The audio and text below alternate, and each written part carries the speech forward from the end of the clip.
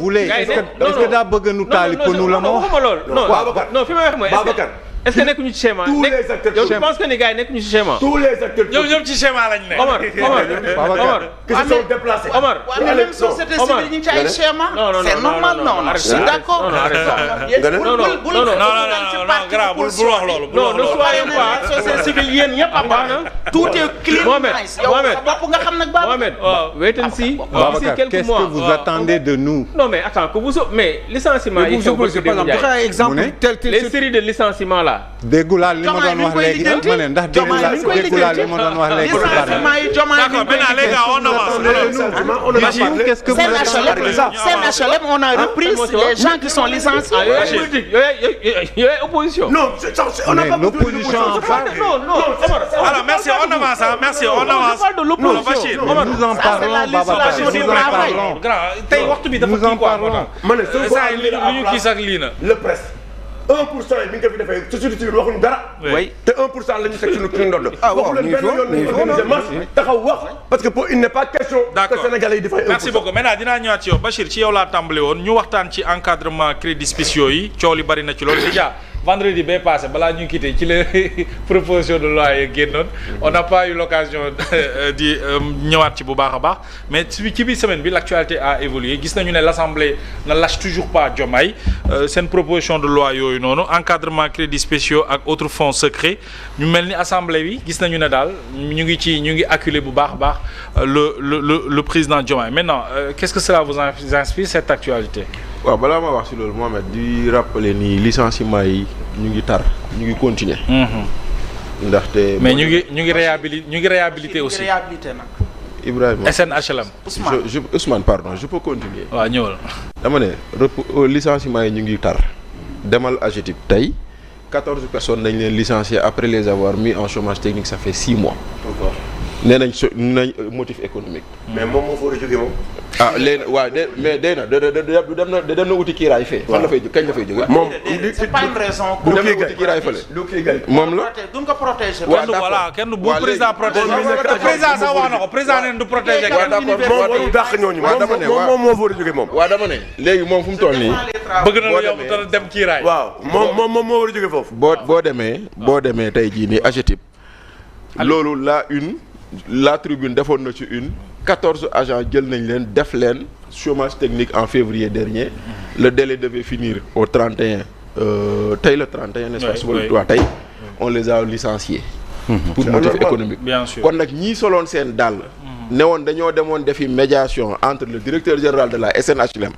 ak les 9 personnes licenciées. nañ dem AGETIP nañ leen wax ni. AGETIP am na situation bu mel noonu. nañ leen wax ni Puma am na situation bu mel noonu. nañ leen wax ni Crous. nañ leen wax ni Crous à Saint-Louis. ñooñu dem nañ ba décision de justice bi. dañoo demander à ce que ñu applique ko ñu bañ ba ñu mujj saisir seen ay comptes. mais ñan ñoo fa nekkoon. ay coordonnateurs u Pastef. yoo xam ne Ousmane Sonko moo leen fa teg. voilà te la Ousmane Sonko doon def au niveau macro moom la ñuy def au niveau local. donc moo tax loolu lépp bu loolu jàllee on va le régler. voilà Mohamed Bachir moo am kàddu waaw. Mohamed xam nga dafa am benn jour benn labbe bind fi benn texte. benn labbe. waaw bind fi benn texte. waaw labbe bu mag. labbe bu saf xorom. day la dégg. Rijal. ndaxte dafay bind wax naan. certains pantalons disqualifiés. certains pantalons disqualifiés. waruñu wax waxu moral. waaw c'est ça. loolu dëgg.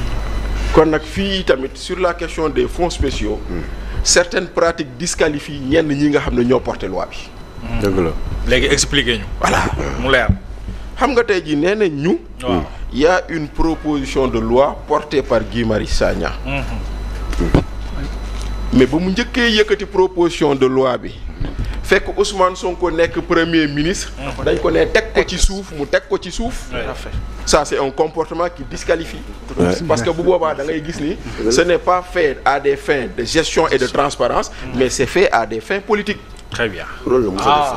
ça c'est waaw loolu moo ci feeñ. loolu ciy feeñ parce que bu fekkoonte ne gestion ak transparence kese moo ko yëkkati woon doon na neex foofu noonu loolu benn fait la beneen fait bi nee nañu nit da nga am fonds politique mu ne awma nee nañ nit da ngaa yor fonds politique mu ne yoruma.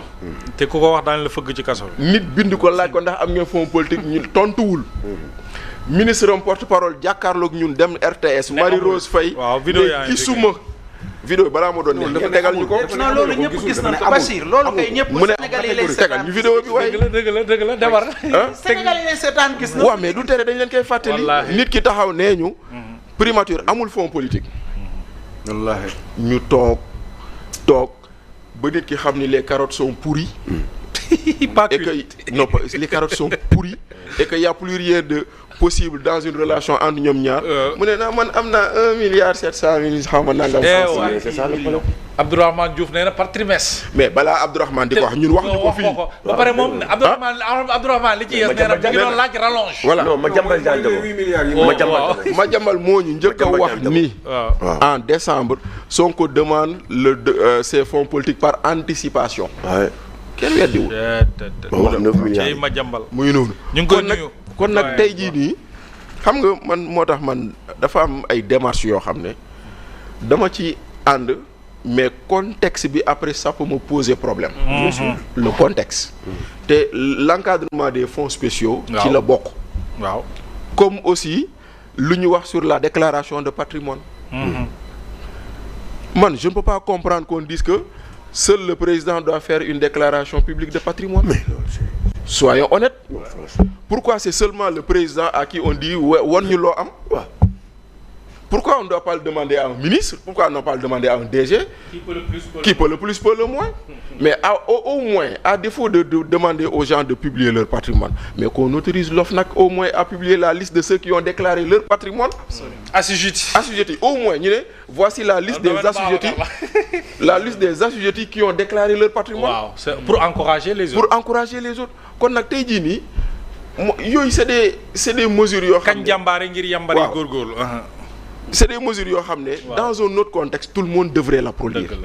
Mais contexte bii ñu nekk c'est le contexte lu ma doon wax fii maanaam on est en train d'utiliser nos institutions et nos lois dans une bataille politicienne bii Babacar di wax alors que les préoccupations des Sénégalais ñu ngi toog ndaxte tey jii nii si on en revient à ce que Abdourahmane Diouf a dit mooy maanaam sur les 2 ans de présence à la primature Ousmane Sonko a absorbé 14 milliards de fonds politiques 14 milliards de assemblée non egguma foofu egguma 14 milliards même dana yóbbaale 5 millions non 14 milliards de 20 millions par 14 milliards de fonds politiques c'est 19 millions par jour waaw mooy maanaam chaque jour ñu nakkal ko 19 millions ñu ne ko yóbbul boo 19 millions yoo xam ne boo ko tegalee da koy boyal kenn du ko laaj foo ko def koo ko jox lu tax nga jox ko ak fu mu dugg maintenant pendant si cet encadrement dont on parle là ba ñu ko defee woon foofu la doon safe mais defeewuñu ko foofu c'est ça moo tax nag malheureusement